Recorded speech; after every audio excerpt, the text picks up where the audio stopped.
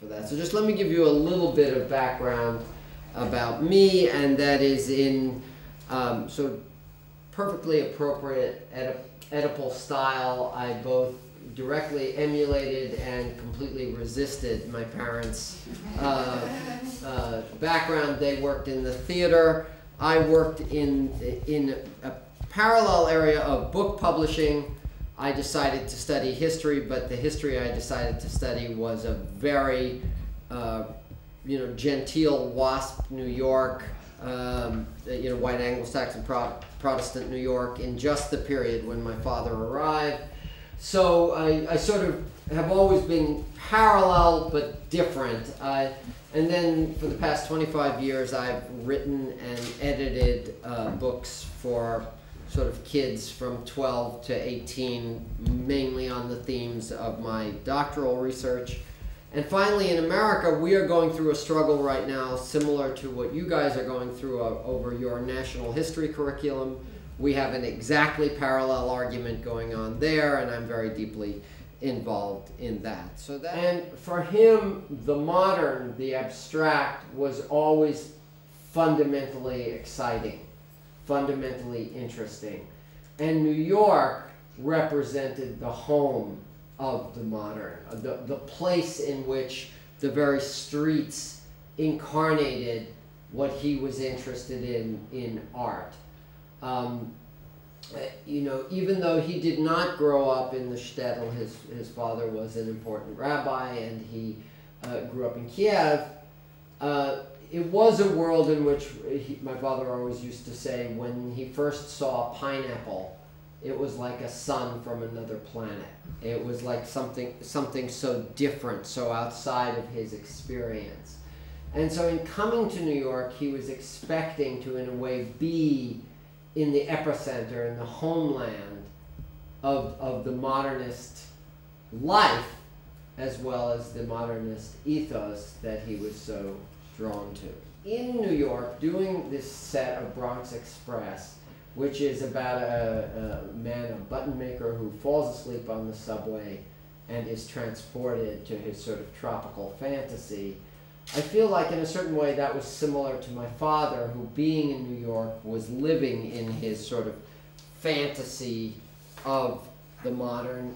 One way he dealt with that is, again, you have these sketches downstairs. These were murals he did for the Unser Theater in the Bronx, which was a form. The Yiddish Theater in New York, as you may know, the home of it was on 2nd Avenue, which was the more popular, more commercial, often melodramatic form of Yiddish theater.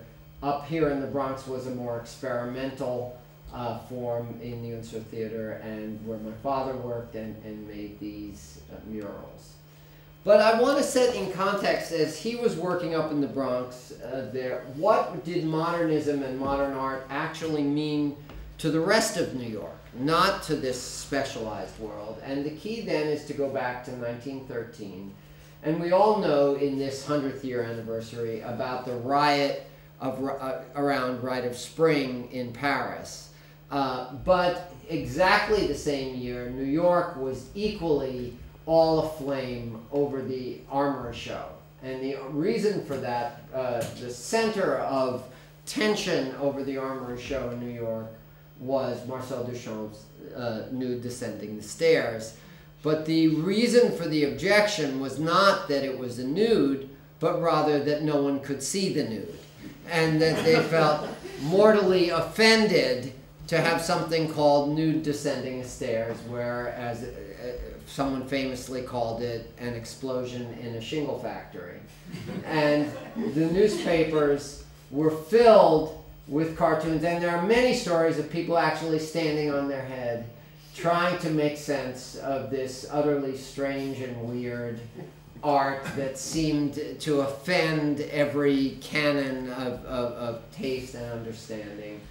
And these were, the kinds of articles and comics that would appear in the newspaper. Teddy Roosevelt, then the ex-president, came to the armory show and said, "I have on my wall a Navajo rug, which is far better than any of the art on the wall."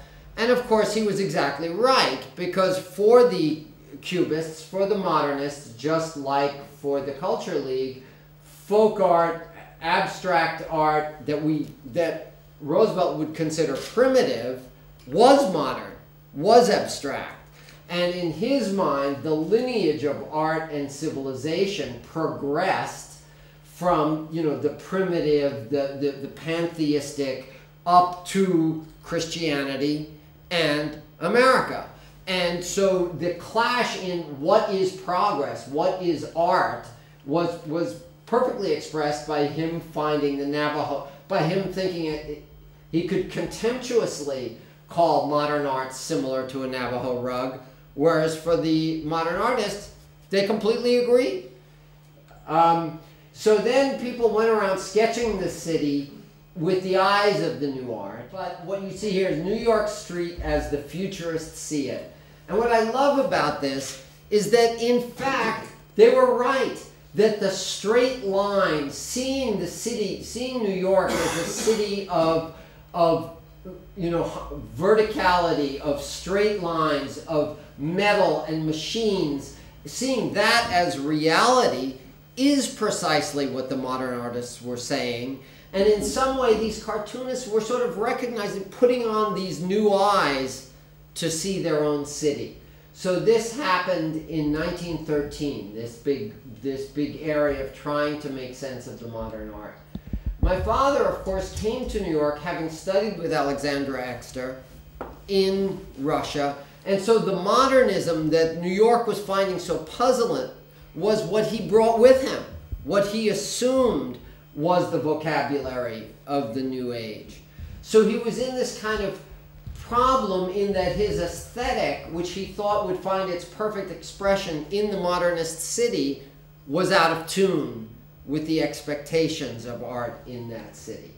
His one big effort to bring together the modernism and theater in New York in this early phase was this set for the 10th Commandment.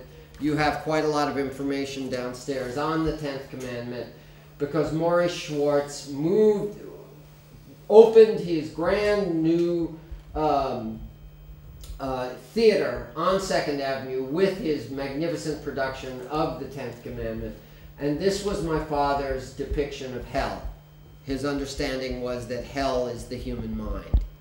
And so that this was his grand effort to kind of meld his aesthetic with going for a broad audience. The 10th Commandment failed miserably, and so my father therefore had a choice. He could stay in the popular Yiddish theater, he could stay up in the Bronx, or he could move towards the English theater and Broadway, which he did.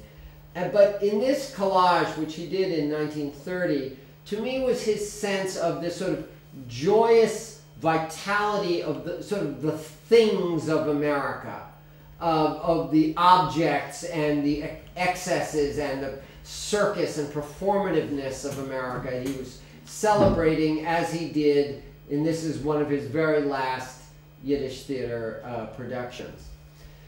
I want to now set this in a third context. You know, we all know the story of immigration. It's certainly a theme here at Ben Uri, and we know the idea of the melting pot. And the melting pot is somewhat in disfavor these days. But the melting pot was actually a 1908 play. And this is a program for that play by Israel Zangwill. And it was sort of an image of what he thought hopefully was going on. And I just have to give you a little bit of context about immigration in New York, because it's going to lead to where we go. When my father, some 23 million people arrived in New York between 1890 and 1924, which is 1/2 of the total number of immigrants, free or enslaved, who arrived in America between 1600 and 1990. 1/2 of all the immigrants to America, by choice or by sale, came through New York in that 34-year period. And by my rough estimate, that is 1/4 of all the people throughout the world who left their homelands and immigrated elsewhere in that period.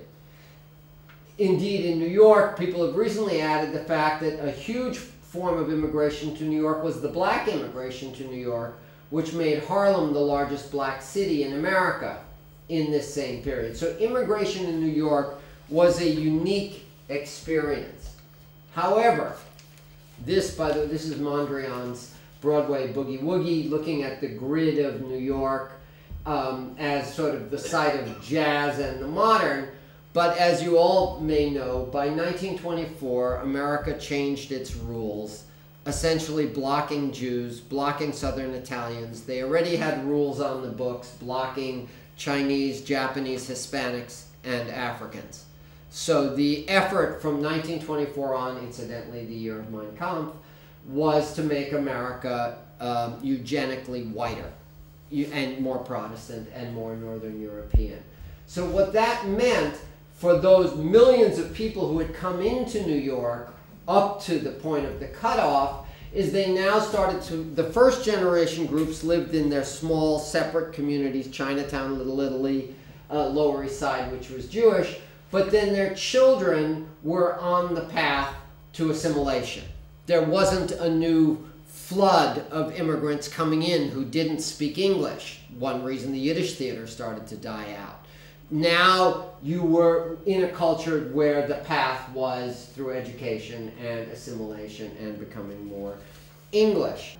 Irving Berlin writes White Christmas as one of his many very popular songs. Rodgers and Hammerstein do an ode to Oklahoma. So you can be successful in popular culture, but you're successful in popular culture by making sure you're as, quote, American as you can possibly be. And yet, there's a twist. There was a twist. New York offered so many avenues of exposure. Newspapers, radio. Ed Sullivan, who was actually born in Harlem, originally a newspaper columnist, then a radio, then a TV show, constantly giving exposure to whatever was going on in the worlds of the theater. And so every show that was on Broadway that was a hit was covered in Life magazine, and the best song from the show was sung on the Ed Sullivan Show. And so shows like My Fair Lady, broadcast to the whole country through all of the media that surrounded New York and Broadway, such that in 1947, a show about interracial relationships could be swallowed up and taken into that same media coverage. My mother arrived. My mother was in Vienna in 1939 during the Anschluss. She only barely escaped because her mother and father were teachers at Black Mountain College. My grandfather was the head of the music department. And Black Mountain College was this, in Asheville, North Carolina, in the hills of North Carolina, was where many great European artists who were Jewish and or deviant from Nazi point of view escaped to, or degenerate. And so it was this hub of culture. And so my mother came to Black Mountain, then moved to New York, married my father, and started working with him in the theater. She was first his assistant, and then married him at Marina 45? 45. In 1945. And they started to work together. So they created this set for Diary of Anne Frank. At that time, the Anne Frank house was not a museum, so they just went there and climbed the stairs and took these photos.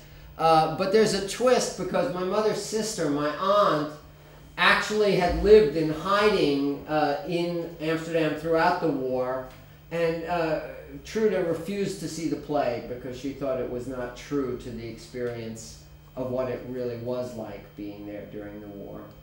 This is a set my parents did called J.B. It's the story of Job, but the story of Job done in its most abstracted, again, very modernist ethos as a circus, as a sort of contest between God and the devil within a circus environment. He came here in '59 to Stratford to do Coriolanus for Olivier. And so that's the sort of mode he was working in. And I think a key here is this was always my favorite set of his. This is Do Re Mi. It was about corruption in the jukebox industry. And in some ways you see now that love of things that he had in the collage of America. Now he got to show it on stage in sort of the hubbub and clamor and lights and chaos of the jukebox world. This also, though, marked a crucial shift in Broadway.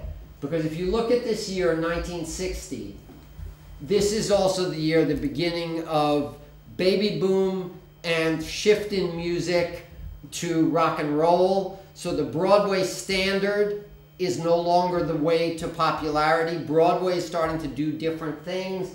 These were my mad comics that my parents cut up to use in the set, and you see this homage here, a little sneaky homage to Kandinsky. And then the crucial shift to me, the crossing point of everything I've told you so far, is in '64 with Fiddler. Because in Fiddler you have some of the same people who worked on West Side Story, Hal Prince, Stephen Sondheim, Jerry Robbins, and now my father, who are now not telling a translated story. They're not talking about Oklahoma. They're not talking about White Christmas. They're not even talking about somewhere there's a place for us. They're telling their own story and making that popular culture. And to me, that was the crossing point moment in Fiddler. And the other key thing about Fiddler, and you have downstairs the set for a very early Shalom Aleichem play. My father did Stempanu the Fiddler, and that in Stempanu is like this. It's the home.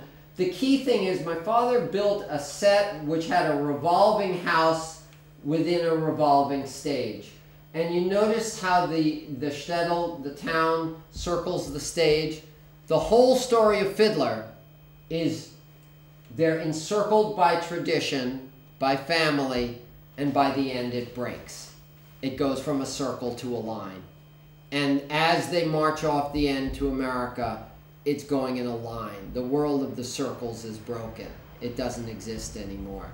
And in a certain way, the world of lines had been the world my father had been interested in from the beginning, as expressed in his play Company, where he's finally celebrating the New York of New York, the extra New York that he had been in love with from when he came in the 20s, he got to express on stage 50 years later.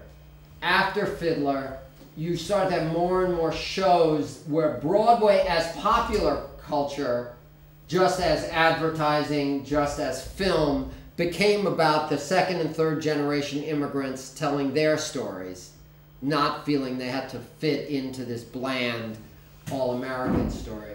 But I just want to end with how this all fits together. This was a show that just opened and closed in New York called Inventing Modernism. And much of the show is about all the people you have here and that I've talked about, whether it's Exter or Kandinsky or Tatlin or all of the greats of abstraction. But the show itself began with the moment when Kandinsky attended in 1912 a Schoenberg concert and heard Schoenberg's abstraction in music, which convinced him to take the leap into complete abstraction in art. There is every chance that my grandfather, my mother's father, was at that concert because he was so very, very close to Schoenberg and premiered many of the pieces. I bring all of this up not for family reasons, but because the very last show my father was going to do was to design Moses and Aaron, Schoenberg's opera, which would have brought together all of the arc and all of the themes I've been talking about, the line through Russia, the line through Viennese abstraction. I had thought that that never happened, and in a way I liked it as a pure ideal of the imagined play that never came to be.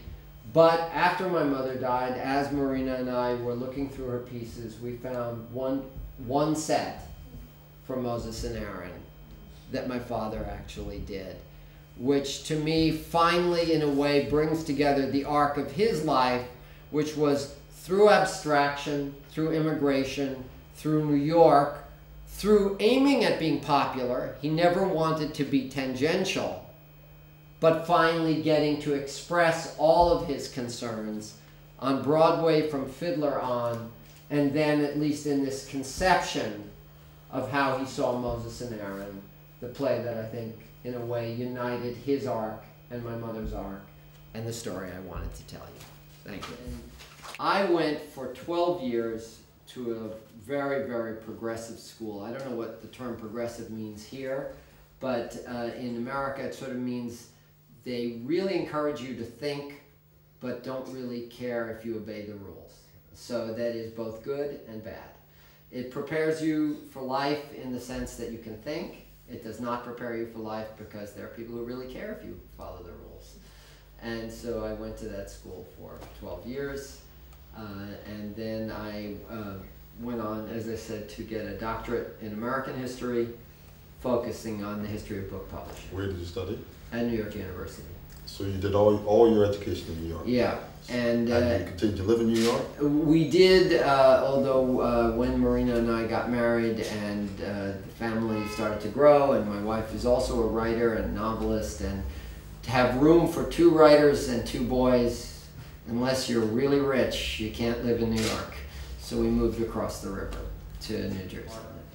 So our life was seeing them working. And Marina and I are actually working on a book now about Robert Capa and Gerda Taro, the photographers, as well as their friend Chim. And we're thinking we may go on to write a larger book about artistic collaboration, couples who collaborate, because I grew up seeing it. It is fraught. It means because as opposed to people who may have an argument at work and then go home, well, what if home is work and work is home, and you argue about something and then it's dinner time and then it's the rest of the day? So, you know, it is fraught, it is intense. Everything that matters in terms of what you believe in and your creativity and your deepest passions and how you're going to pay the bills overlaps with your relationship with the person that you're married to or with whom you have a child. I've thought about this recently. I was telling my sons this. I was thinking, how was I affected by the Holocaust? And I was thinking, in some ways, look, my parents were both here.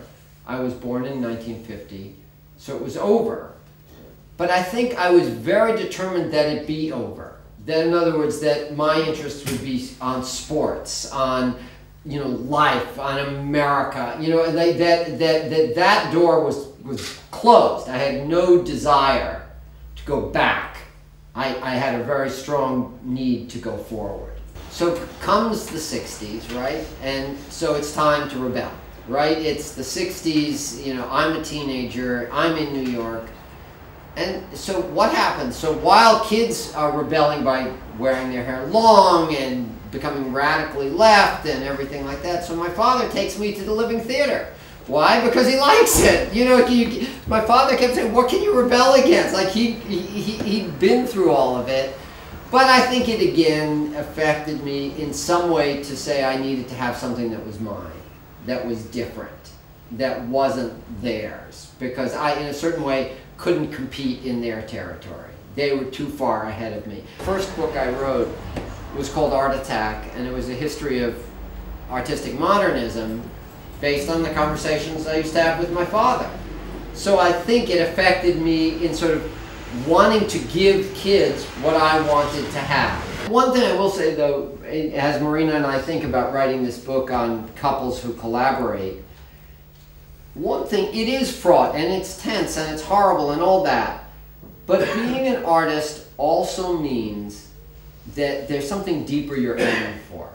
I often say we're like dowsers, right? You sense that there's something there that you're going for, whether it's writing a poem or doing a painting or choreographing a dance. And so when you're working with someone and you feel that you together can go deeper, can go further than you alone, okay, there's all the tsuras, but there's the heaven. And you know, there's the fertility that comes from that. The other thing I'll say about my father, and this has affected me, I think my father, because he was in Russia during the revolution, a lot of his fury and disdain was for Stalin. And that was interesting in a New York world which was pretty left, and especially in the group theater. I mean, his friends in the group theater were party members, and he really had distaste for what he had seen in Russia. In 1964, my father went on a State Department trip back to Russia for the first time. For the first time. And he still had two sisters living in Moscow. And he went to the home of one of his sisters, and she refused to see him because it was too dangerous to be associated with an American, even in '64. So the shadow of the past, to me, as I grew up with it, was sure Hitler, but sure Stalin. And Stalin was not talked about very much in that period. I think the only other thing I will say is that as an editor later in life, I edited 5 books that were in some way or other diaries of people killed. And that was the hardest thing I've ever done, and perhaps the most rewarding. I was so glad that I did it, and I hated doing it. My 12-year-old right now, we're reading Diary of a Young Girl together, and he keeps not wanting to turn the pages because he knows what's going to happen. And that's hard. It's hard when you start because you know where you're going to end. So I think the Holocaust was a present absence, and I think that's how it remained until, as an adult, I went into that. He was larger than life. He was excessive. He was, you know, if you've ever seen films of Zero Mostel and Rhinoceros, you know, he could be, you know, brutal. He was endlessly charming. He was terrifically imaginative. He loved to hold forth. The other thing about my father I should mention is both my mother and father, and I actually have this too, had terrific senses of humor. So one summer, my father was trying to make money. So as you all may or may not know, many Jews in New York over the summer would go to these country clubs in the Catskills. Grossinger's is the most famous one. So my father was hired to be sort of a resident artist at Grossinger's, which was about as bad a match as you could possibly imagine. Because the only thing my father would ever talk about the Yiddish theater is he would tell hilarious jokes about how bad it was. And what he did is he would whittle canes. And the canes actually are quite gorgeous. We still have them. And just beautiful, he would take, he just like, he had very strong hands. He had a very big thumb and strong, and he was like a woodworker, someone who just, he almost thought with his hands. And if you look at a lot of his sets, they're very richly textured.